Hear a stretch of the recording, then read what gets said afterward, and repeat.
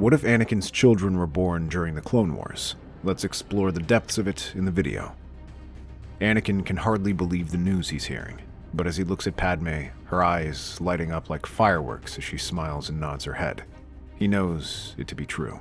He pulls her into a tight embrace and lifts her in the air. It has only been a few months since they got married in secret, but today they have taken the next major step. He's going to be a father.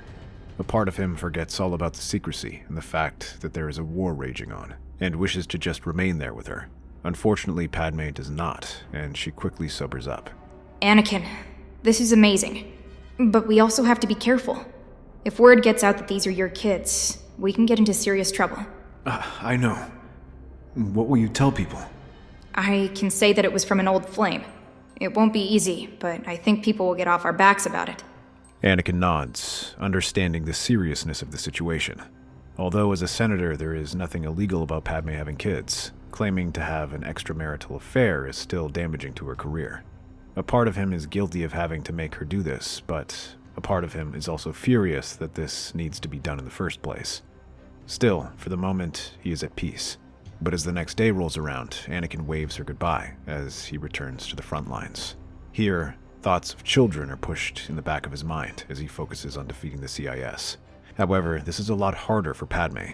While the first few months are easier enough, as her belly begins to swell, the questions begin to roll out. She does her best to answer and puts the rumors at ease. While she makes half-hearted attempts to change the subject, many soon learn that it is from an old household member who served during her days as queen. Or at least that is what the carefully planted story says. This is enough to satisfy most people, but Palpatine senses something is off. Unlike most senators, he has access to the files on Naboo and knows the name she gave, Lars Quell, does not exist. The Chancellor glances over at her and immediately knows she is lying. Coupled with her unusual behavior and being too quick to confirm these rumors, he has his suspicions about who this might be. The rumors are all but confirmed when the children come out. To many, they look no different than regular babies, sharing some features of Padme like her gentle eyes, but the Chancellor can see beyond that. He senses their power in the Force, far stronger than anything he's encountered. That alone is enough to confirm the father's identity. Anakin. At first, he is furious. Anakin having children could jeopardize his position within the Jedi and rise within the ranks of the Republic. But then he realizes this is an opportunity. If used properly, these children could be the key to his plans. The first thing that he ensures the Jedi do not notice them. He keeps them busy with the war effort to prevent them from noticing the twins' powers. The only Jedi who knows about them is Anakin, and he dotes on them every chance he gets, as when in public he cannot show any signs of attachment towards them, much less Padme, lest they give away their secret. To ensure secrecy and to help the twins grow up in a peaceful life, they are sent to Naboo, where they will be raised in the palace under the watchful eye of the Queen. At least until Padme's term expires and she can raise them properly. It does not stop Anakin from visiting them every chance he gets. But one night, as he finishes up his business and prepares to depart, a figure slips through the palace. One by one, the guards begin to fall, dying to hidden blades, quick neck snaps, or discreet blaster shots before most can even utter a word. But this does not last long, as some men begin to notice what happens, and then comes alive with the chatter of some guards looking for lost squad mates or reporting undermanned sections. It soon becomes clear what is happening, and Anakin catches a glimpse of the chatter, especially when the guards begin calling for the Queen to be secured. Powering down his fighter's engines, he leaps out and hurries back into the palace, one hand not far from his lightsaber as he charges through the hallway. He's joined by a handful of guards brandishing their pistols as they search for the intruder. However, as they reach the Queen's chambers, they are shocked to find her completely unharmed, and then Anakin feels a tremor in the Force. He realizes the Queen isn't the target. His eyes widen, and he tells the guards to follow him. Inside the nursery is peaceful, as Luke and Leia sleep soundly within their cradles. They are completely unaware of the figure standing above them, smiling in the moonlight. Aurra Singh moves over the bodies of the fallen guards as she prepares to take them. A whisper of movement behind her, and the doors open, revealing Anakin, who rushes in with his lightsaber ready. Aurra moves faster, kicking him across the face. Shh! You'll wake the babies. She pulls out a vibroblade and slashes low, aiming to cut at his legs, but Anakin leaps over the attack. He counters with a downward slash that buries itself into the ground. As he tries to pull the lightsaber out, she kicks him across the face and then knocks him outside. The guards behind Anakin raise their blasters, but Aura is quicker on the draw and unleashes a barrage that forces them to scatter. Anakin is the only one who holds his place, deflecting these shots before lashing out with his lightsaber and severing her guns. He then throws her back with the Force. He slashes his lightsaber down at her when she tries to use her vibroblade to deflect it. The blade is sliced in half, sending a bit of shrapnel against her face. You should have been quicker, Skywalker. As she wipes blood from her face, she stomps her foot, and a set of poison darts shoot out. Anakin tries to dodge, but it's too late as one strikes him across the side. He stumbles, but Aura uppercuts him. She follows with another punch, but before it makes contact, Anakin rallies and slashes her arm, sending her to her knees. Well, her at shriek least of this pain part is should be drowned fun. out by the hum of his lightsaber. Once we're out of here, you and me are gonna have a long Guards quickly chat. surround and apprehend her, but Anakin Bane. doesn't have the opportunity to enjoy the sight as he suddenly doubles over. One guard catches him just as he blacks out.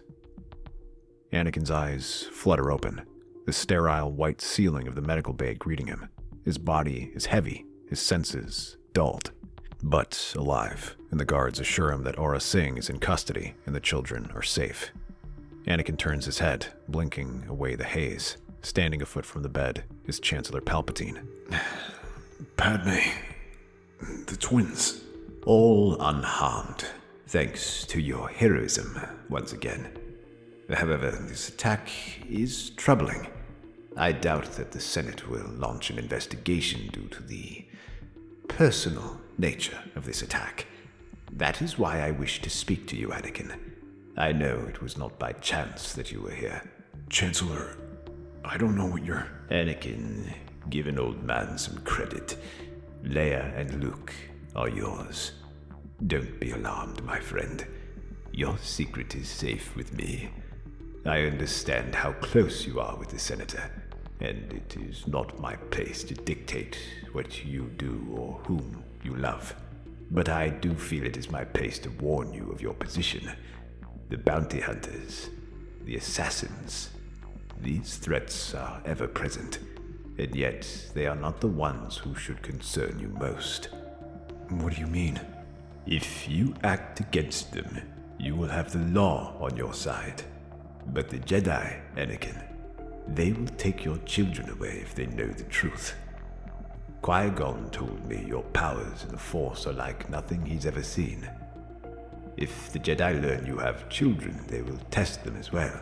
And do you truly believe they would allow the offspring of the Chosen One to remain beyond their reach? And if they learn I have children, they will expel me from the Jedi Order. Precisely. Anakin's jaw clenches. He recalls how the Jedi had taken him from his mother, how they dictated his life, their rigid adherence to their code, and Anakin had at least the memories of his mother to help him carry on. But Luke and Leia would grow up never knowing who their parents were. That would leave Padme heartbroken. It felt unjust. It felt wrong. Think about it, my boy, and know that no matter what, I stand with you. Chancellor, if you are my ally, can I ask your help in finding out who sent Aura Singh? Rest assured, Anakin. I will not rest until we get to the bottom of it. The Jedi congratulate Anakin on his success in saving Padme's children, although they are understandably curious as to why Anakin was there in the first place. Lucky for him, Palpatine comes to his rescue with an excuse, saying Anakin was there running an errand for him. At Palpatine's behest, Anakin embarks on a series of seemingly crucial missions to help him find out the one who hired Aura Singh. He promises that this will help him crack the case. The young Jedi eagerly undertakes these tasks. He pursues elusive targets who once hired Aura Singh, dismantles crime syndicates that associated with them, and eliminates enemies of the Republic that have reason to hire her. But each mission leads to only another and never-ending chain of diversions. The Jedi try to work in patterns, but these missions follow no logic Anakin recognizes. While they are all related to Aura Singh, he cannot tell how they might have learned about their children, why they might want them gone, and how they contacted her. He grows frustrated, his senses dulled by the randomness. In reality, the pattern is in a way he doesn't recognize. All of these targets, while seemingly possible suspects or enemies of Palpatine, are eliminated to ensure that his grip on power doesn't falter. Meanwhile, Padme takes matters into her own hands. She quietly launches her investigation. She doesn't launch any attacks or try to take any action right away. Instead, she just focuses on trying to get answers and interrogating Aura. It takes a long time, but the bounty hunter eventually slips up and reveals her client hired her using an encrypted signal because they were locked up. Shortly before this attack, the Coruscant guards detected strange signals coming from Coruscant prison. They seemed like encrypted communications, and they came from one cell, Zero the Hutt. The very same Zero who had once been imprisoned because of Padme, the very same Zero who had escaped.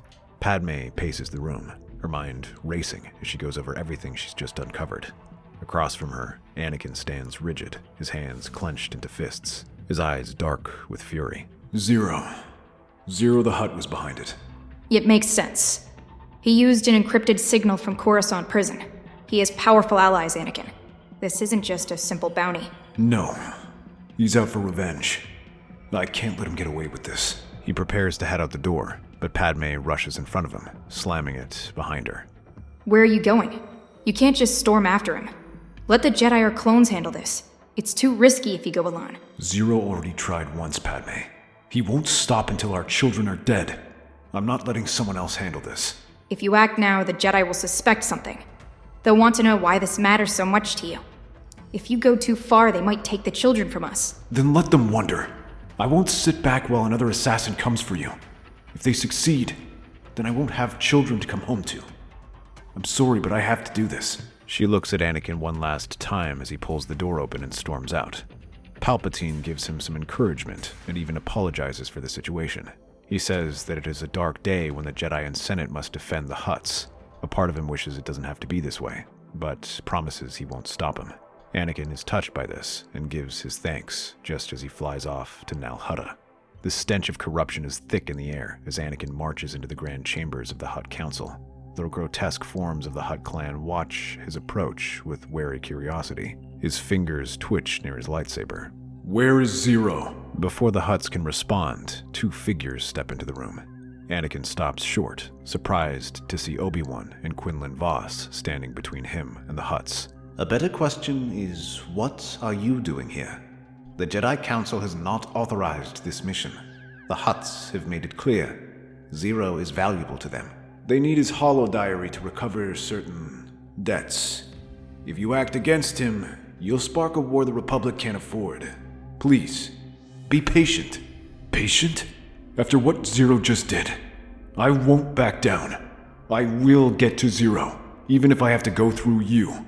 The two Jedi Masters share a look, and then, as one, they ignite their lightsabers. Without another word, they rush towards Anakin. Anakin barely has time to react before the first strike comes. Obi-Wan's precise, controlled slash aimed at his dominant arm. Anakin twists away, his own blade flashing up to meet his master's. Sparks fly as their weapons clash, the force of the impact rattling the air. But just as he pushes him back, Quinlan approaches from the side, stabbing forward and forcing Anakin to slide out of the way.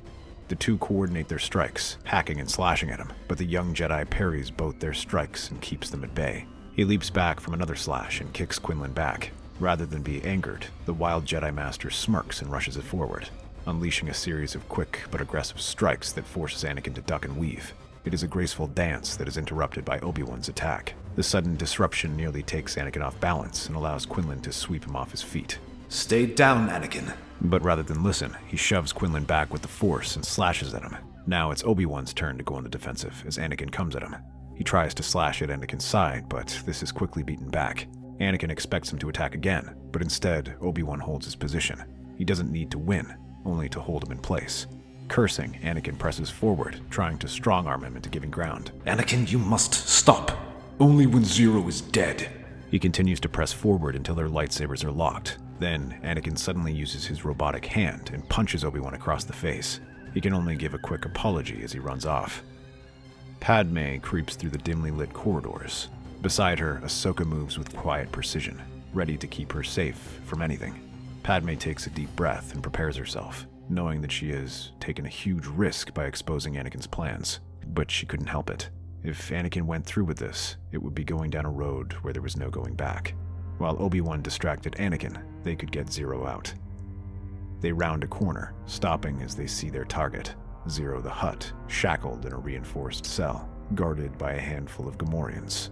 Well, at least this part should be fun. She leaps into the center of their formation, where Ahsoka whirls her lightsabers out and destroys their weapons. Before they can react, she rushes at them, throwing kicks and punches that send them flying back. Zero looks up in surprise and chuckles. Oh, Senator, what a lovely surprise. Save it. The only reason you live is because you're too valuable to risk. But if you try anything, I might have to do something I regret. Once we're out of here, you and me are gonna have a long chat. Padme and Ahsoka hurry through the corridors, half pulling, half dragging the sluggish Zero along with them. The Hutt groans in protest, his chains clinking as he struggles to keep up.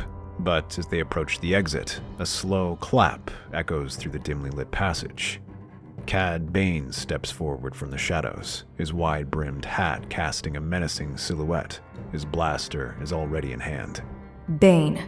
Hate to break it to you, but Zero ain't going with you. The Hutts know if he leaves with you, Zero ain't ever coming back.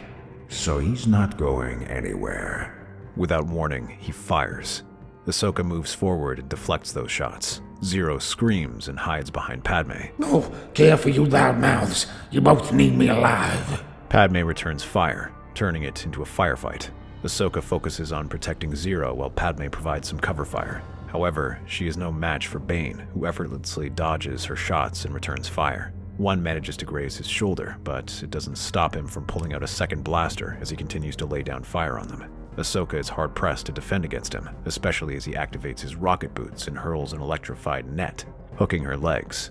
Despite the pain, she uses the Force to spoil his next shot, and then a blue beam erupts from his chest. Bane gasps, looking down at the burning plasma protruding from his torso. His grip tightens around his blasters, and with the last of his strength, he pulls the trigger. Padme gasps and pushes Zero aside. Though the blaster bolt strikes his side, Zero, still trembling, coughs violently. Blood dribbles from his mouth. Help me. Give me one good reason. You don't get it. I never worked alone. I had friends. Powerful friends who supplied me with what I needed. Anakin says nothing, but walks over to Zero and ignites his lightsaber across his throat. Then you better start talking, quickly. Who helped you, and how? My communication equipment to contact the bounty hunter, and my information. It came from the Chancellor's office. Padme freezes, her blood turning cold. Anakin's expression hardens. Zero gasps once more, trembles, but then Anakin grabs him by the arm and starts hauling him out to the Hutt Council. By the time Obi-Wan and Quinlan appear, they are shocked to see Zero, but are pleased to hear he is still alive. Behind Anakin, Padme and Ahsoka step out, their faces pale from what they just saw. The weight of Zero's revelation settles over them like a suffocating shroud. The two Jedi Masters fall silent, looking at one another, and then at Zero, who is being led away by a medical droid. But none are more affected than Anakin, who paces the dimly lit room, fists clenched, eyes burning with intensity as he pieces it all together. The missions took him across the galaxy, yet never ever helped him piece together what was happening.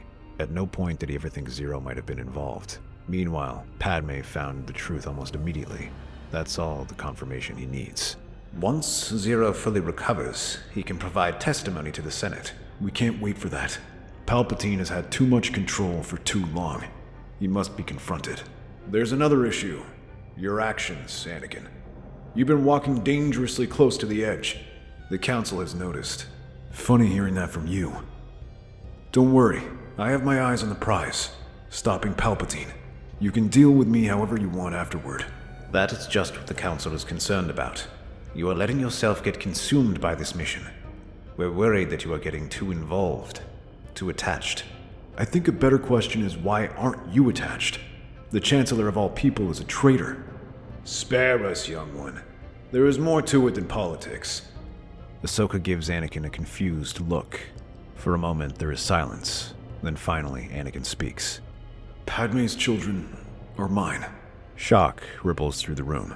Ahsoka's eyes widen, while Obi-Wan's expression darkens, though he does not look surprised. Quinlan exhales sharply, looking away. This is forbidden. You know what this means, Anakin. I know. And you can expel me from the Order after this.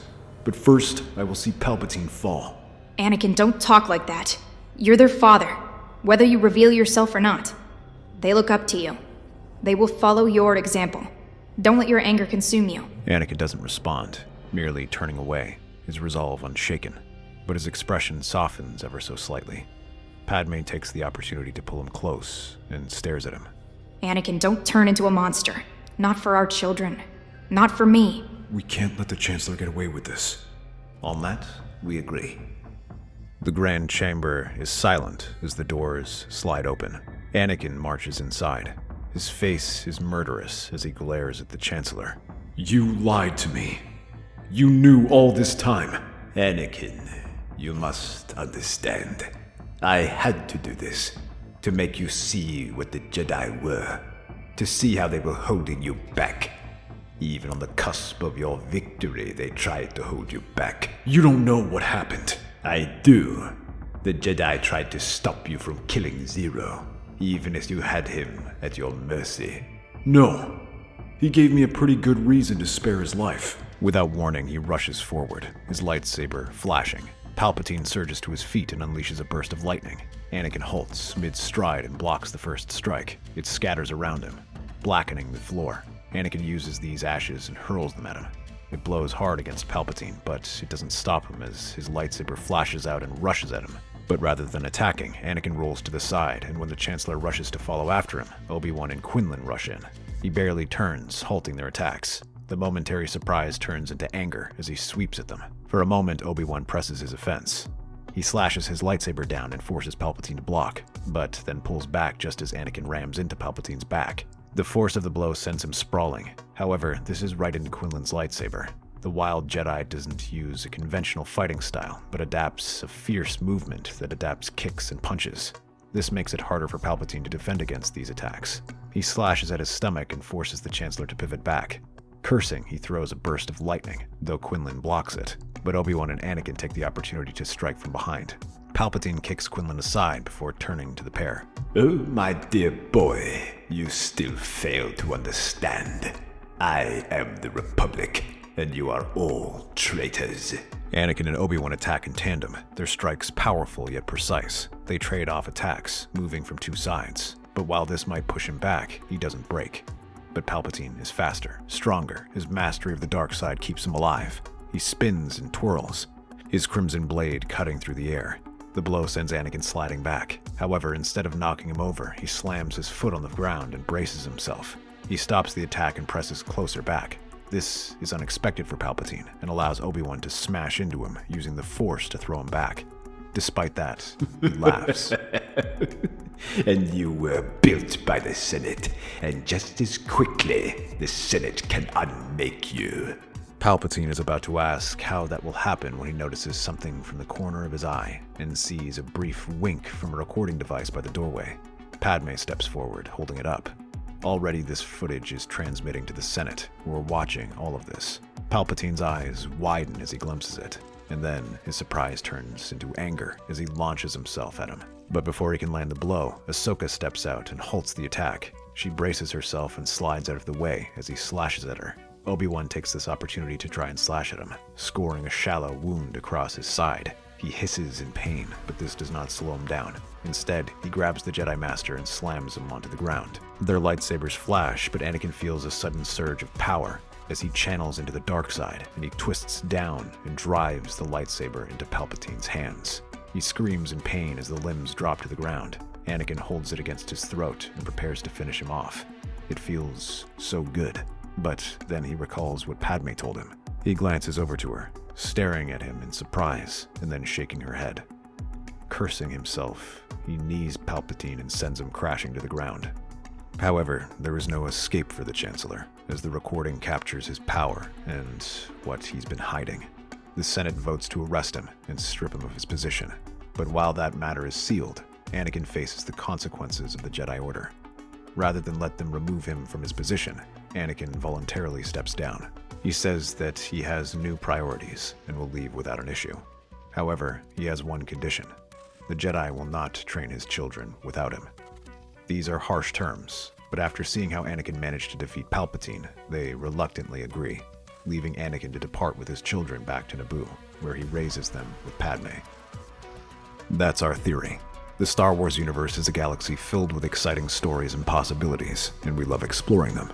If you want to accompany us on this journey to a galaxy far, far away, then please like, share, and subscribe to our channel.